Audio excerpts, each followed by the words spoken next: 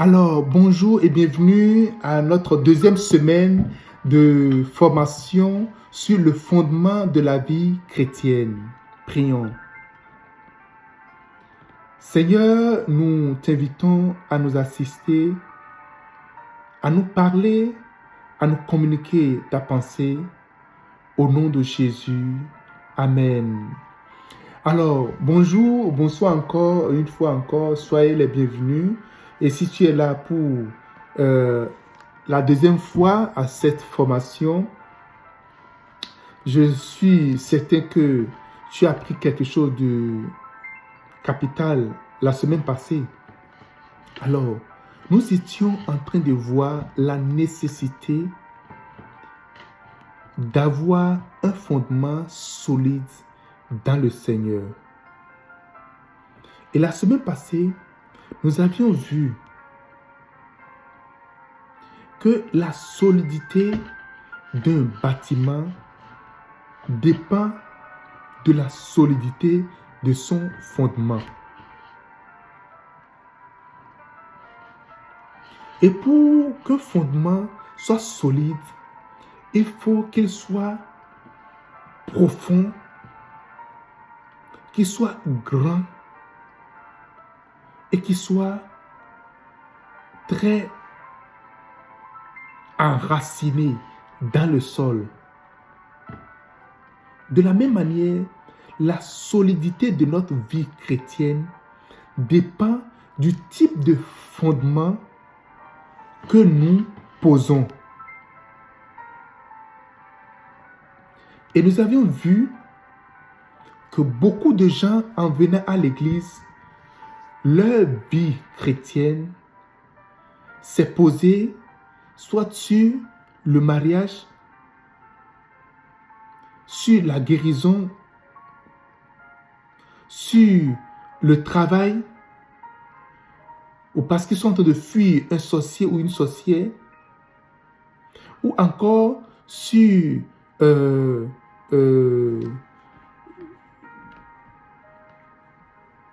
l'argent. Et donc, beaucoup de gens viennent à l'église avec une fausse conception de ce qui devait constituer leur fondement. Et lorsque ils ne trouvent pas de l'argent pendant qu'ils viennent à l'église, ils vont chercher une autre église ou ils vont chercher autre moyen pour avoir l'argent. Lorsqu'ils n'arrivent pas à avoir la femme qu'ils veulent, ils vont chercher autre moyen pour l'avoir. Alors, ce soir, et la semaine passée, nous avions compris que notre fondement, le premier fondement que nous devons avoir, doit être Dieu. Parce qu'au commencement, c'est Dieu. Genèse chapitre 1, verset 1. Jean chapitre 1, verset 1. Au commencement, c'est Dieu. Et ce soir-ci, nous allons continuer avec le deuxième fondement qui nous servira d'appui pour rester dans le temps, pour rester assis, solidement bâti dans le Seigneur, pour ne pas rétrograder, pour ne pas retourner dans le monde, pour ne pas voyager d'église en église. Le deuxième fondement, c'est l'amour pour Dieu. Que quelqu'un dise l'amour pour Dieu. C'est différent de l'amour de Dieu. Ici, c'est l'amour que toi et moi, nous devons avoir pour Dieu. On a dit le premier fondement, c'est Dieu. Ok? Le deuxième fondement, c'est notre amour pour Dieu. Matthieu chapitre 22, versets 36 à 37. Et l'un d'eux, docteur de la loi, lui fit cette question pour l'éprouver. Maître, quel est le plus grand commandement de la loi? Jésus lui répondit, tu aimeras le Seigneur, ton Dieu, de tout ton cœur, de toute ton âme et de toute ta pensée.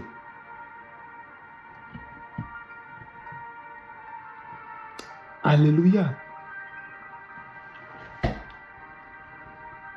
Quand je parle de l'amour pour Dieu, je parle en réalité du premier amour. Le premier amour, c'est l'amour avant la déception. C'est l'amour que tu as eu avant que ton cœur ne soit brisé.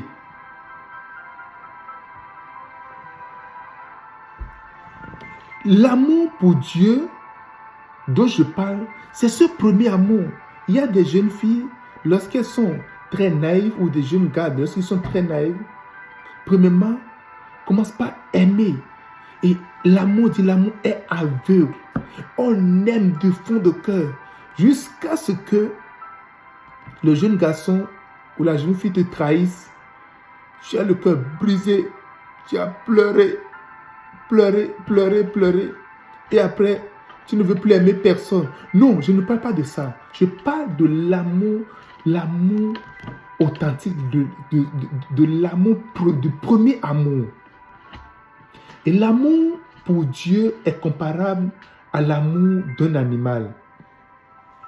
Mâle est un animal, l'amour qu'un animal mâle a aux animaux et aux animaux femelles. Un jour, Bishop Dag, notre père, a voulu faire de l'élevage. Lorsqu'il a voulu faire de l'élevage, il a demandé à ce qu'on lui apporte des bœufs. Il veut élever des bœufs. Et lorsque le monsieur, il en a commandé 10. Lorsque le monsieur les a amenés, il a dit, oh, donc il y a 5 femelles et 5 mâles. Et le monsieur lui a dit, non, il y a un seul mâle et 9 femelles. Et ce seul mâle peut servir les 9 femelles facilement, sans problème. Et vous pouvez le voir dans votre cour. Si vous avez des poulets, un seul coq peut servir plusieurs poules sans problème. Vous pouvez donc facilement aimer Dieu et aimer plusieurs autres choses à la fois en tant que chrétien. Votre amour pour Dieu est un amour qui vient d'un cœur. Et cet amour peut être un amour multidirectionnel. Notre amour pour Dieu peut avoir plusieurs directions. C'est-à-dire, aimer en même temps Dieu et aimer d'autres choses à la fois. C'est à cause de cela qu'il y a une compétition entre cet amour pour Dieu et l'amour pour les autres choses qui viennent par la suite.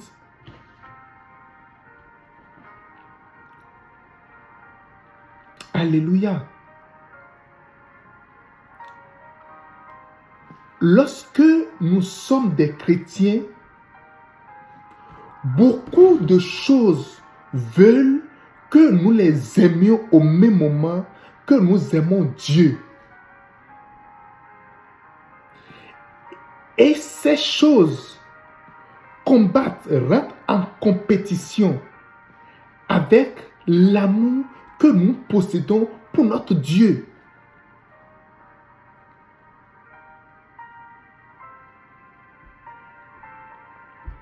Et ce que nous devons savoir est que notre amour pour Dieu doit être toujours debout, quel que soit ce qui se passe, quelles que soient les conditions, quelles que soient les situations, comment contrôler cet amour et ne pas aimer autre chose que Dieu? Si vous voulez être un chrétien, vous voulez être un enfant de Dieu, vous devez comprendre que votre amour pour Dieu sera défié par plusieurs choses. Il y a plusieurs choses qui défient notre amour pour Dieu tous les jours. Il y a plusieurs choses qui nous poursuivent pour nous arracher l'amour pour Dieu. L'amour de Dieu qui est dans notre cœur. Il y a plusieurs choses qui nous poursuivent pour nous arracher cet amour. Et ce soir, je déclare que tout ce qui combat cet amour dans ton cœur disparaisse au nom de Jésus. Si nous posons la question à chaque personne, qu'est-ce qu'il veut qu'on lui fasse pour qu'il se sente aimé? Vous voyez combien de personnes vous êtes là? Chaque personne parmi vous a quelque chose. Lorsqu'on lui fait cette chose, elle va se sentir aimée. Nous pouvons avoir plusieurs réponses. Et les réponses peuvent dépendre de l'âge. Si c'est une femme ou bien un homme. Si c'est une femme mariée ou une jeune fille. Si c'est un enfant. Si c'est un élève ou un apprenti. La réponse ne va pas être uniforme.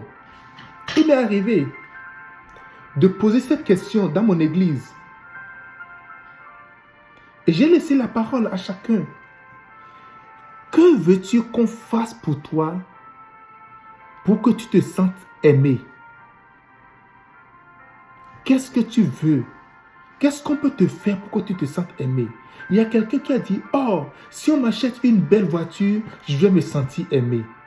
Il y a quelqu'un qui a dit, oh, si on m'amène au restaurant, je vais me sentir aimé.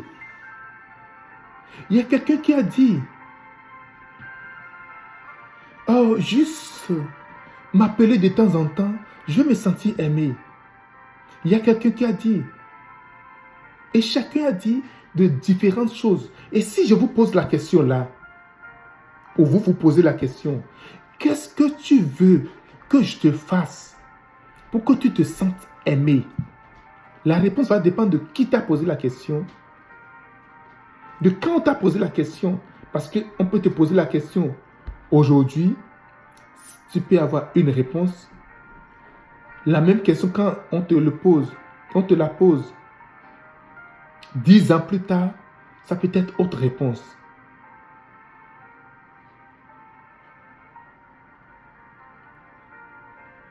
Alors, si nous posons la question à Dieu, donc, lorsqu'on parle de l'amour pour quelqu'un, cet amour dépend de ce que la personne veut qu'on lui fasse. Si je veux t'aimer, te montrer que je t'aime, ce n'est pas ce que moi je veux ou moi j'estime bon pour toi que je ferai, mais c'est ce que toi tu veux que je te fasse pour que tu te sentes aimé, que je te ferai et tu vas te sentir aimé. Je reprends.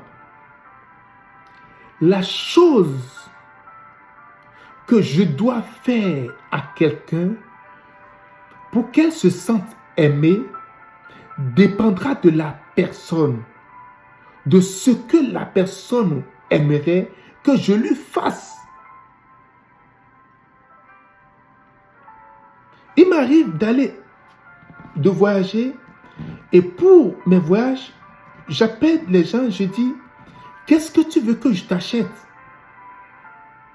Parce qu'il m'est arrivé plusieurs fois d'acheter des choses aux gens qui n'aiment pas ou qui n'apprécient pas, qui ont des préférences. D'autres disent, apporte-moi de l'argent. Ça, c'est très simple.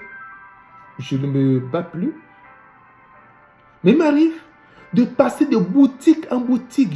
Je magasine, je vais dans les boutiques, je cherche. Je peux voir une belle chemise ou pour certaines personnes, j'achète de parfums ou de... Mais ils n'aiment pas. Moi, je me dis, j'achète des choses qui coûtent vraiment cher à certaines personnes, mais il faut que c'est juste un habit. Mais pour moi, ce n'est pas ça. Mais pour eux, c'est juste une chemise ou bien c'est juste quelque chose qui n'a pas de valeur. Mais par rapport à l'amour, si je veux vraiment leur être agréable, je devais leur poser la question de savoir qu'est-ce que tu veux que je fasse pour toi. Alors Dieu, comment est-ce que Dieu va se sentir aimé? Ici on est en train de parler de l'amour pour Dieu. Dieu, qu'est-ce qu'on peut faire à Dieu pour qu'il se sente aimé? Jean chapitre 14 verset 15. La Bible dit, si vous m'aimez, gardez mes commandements. Le mot grec qui explique bien commandement est antalos, qui veut dire ordre, instruction.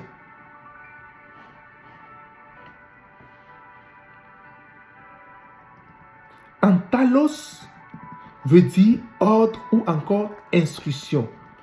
Et le mot qui vient le nom qui vient d'instruction, c'est instructeur.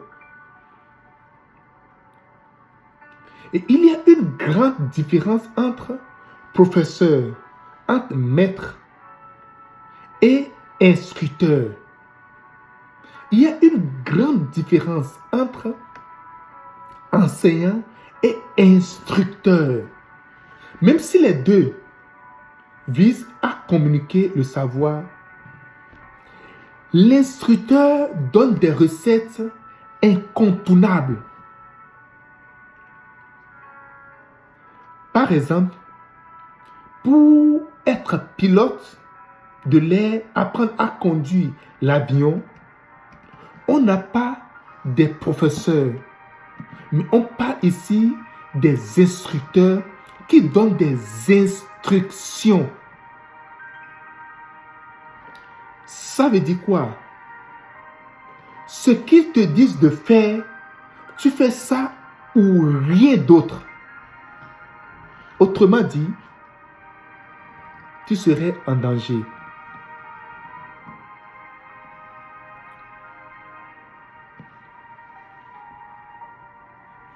Alors, c'est important de savoir que Dieu, lorsqu'il parle de commandement, parle d'instruction, il dit que voilà ce que je veux que vous fassiez. Donc, il n'y a pas autre chose à substituer à ces instructions ni à ces commandements. Pendant que je faisais la formation du secourisme, nous avions des instructeurs parce que nous devons prendre des décisions très délicates en face d'accident, d'un accidenté. Si la personne a un problème au niveau de sa colonne vertébrale ou la moelle épinière est touchée, il y a une manière de faire. Sinon, on peut tuer facilement la personne. Si la personne a brisé les jambes, mais brisé les côtes, ou la personne a une hémorragie interne, il y a une manière de faire.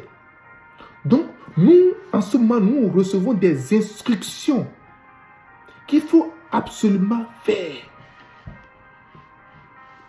Alors, Dieu nous appelle à obéir à ses commandements. Il dit, si vous m'aimez, gardez mes commandements. Nous sommes appelés à garder les commandements de Dieu. Nous sommes appelés à garder ses commandements. Il y a plusieurs commandements dans la Bible. Il y a plusieurs choses que Dieu a dites. Honore ton père et ta mère. Le premier commandement avec promesse. C'est alors que tu vivras longtemps. Et tu seras heureux sur la terre. Beaucoup de gens ne veulent pas honorer leurs parents, mais veulent vivre heureux. Beaucoup de gens ne veulent pas honorer leurs parents, mais veulent vivre longtemps sur la terre. C'est faux. Dieu a dit, c'est un commandement qu'il a donné. Honore ton père et ta mère. Il y a plusieurs autres commandements que Dieu a donnés. Et ce sont des commandements, des ordres qu'il ne faut pas violer. Il faut absolument respecter. Un exemple de commandement. Pas de sexe avant le mariage. Ou pas de sexe en dehors du mariage. Le sexe avant le mariage vient du diable.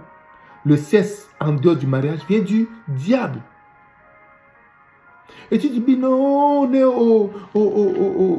je sais pas combien, au 21e siècle, les choses ont changé, il faut ceci, tu veux trouver toujours des alibis, Non, il a dit, mais non, il ne faut pas faire ça, il ne faut pas toucher.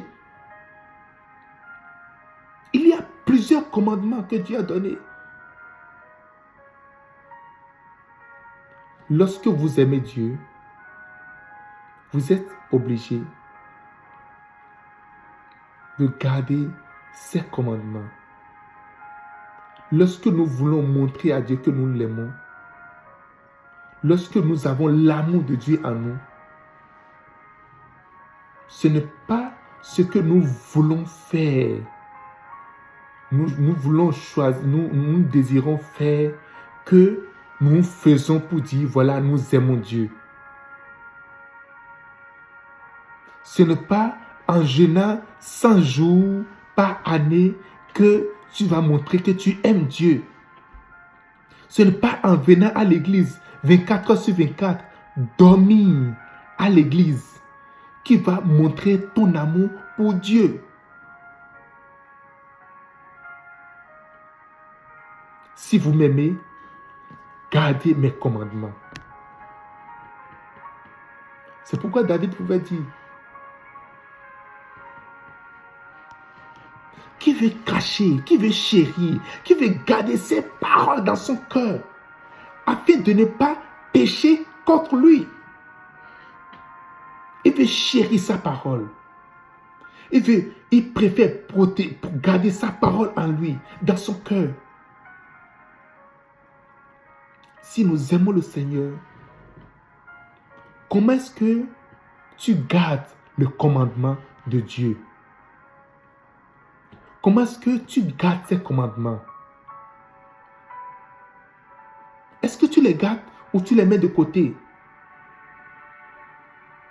Est-ce que tu les gardes ou tu les tries? Tu tries. Ah, ça c'est bon, je garde, je peux fonctionner avec ça. Ça c'est pas bon, ça ne m'arrange pas, je mets de côté. Ça c'est bon, ça c'est pas bon. Qu'est-ce que tu fais des commandements de Dieu?